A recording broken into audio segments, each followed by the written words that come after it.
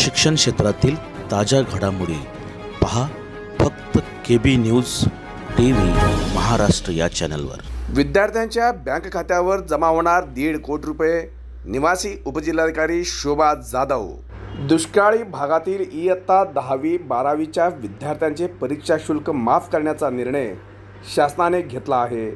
त्याप्रमाणे शिक्षण विभागाने विद्यार्थ्यांच्या परीक्षा शुल्काच्या प्रतिपूर्तीसाठी लातूर विभागीय परीक्षा मंडळाला प्रस्ताव दाखल केला आहे।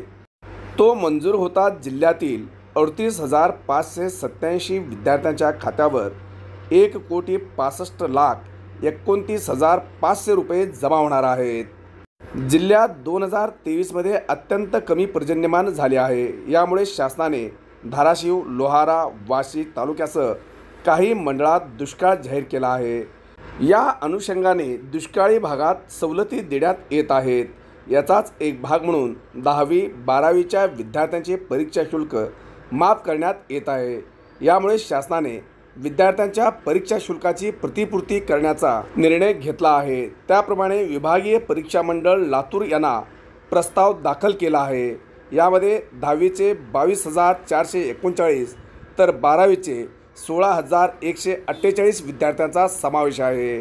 12वी कला व विज्ञान शाखेच्या विद्यार्थ्यांना विषयानुसार 700 पेक्षा अधिक शुल्क आहे। माहिती तंत्रज्ञान विषय असल्यास 200 रुपये शुल्क वाढते। भरलेल्या शुल्कापैकी 12वीच्या विद्यार्थ्यांना 440 रुपये शुल्क परत मिळणार आहेत।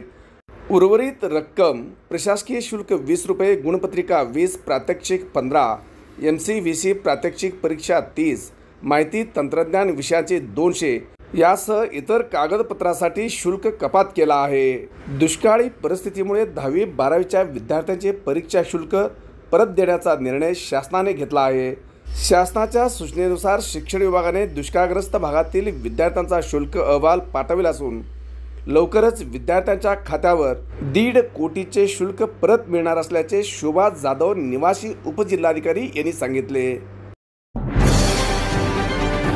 शिक्षण क्षेत्रातील ताज्या घडामोडी पहा फक्त KB न्यूज TV महाराष्ट्र या चॅनलवर।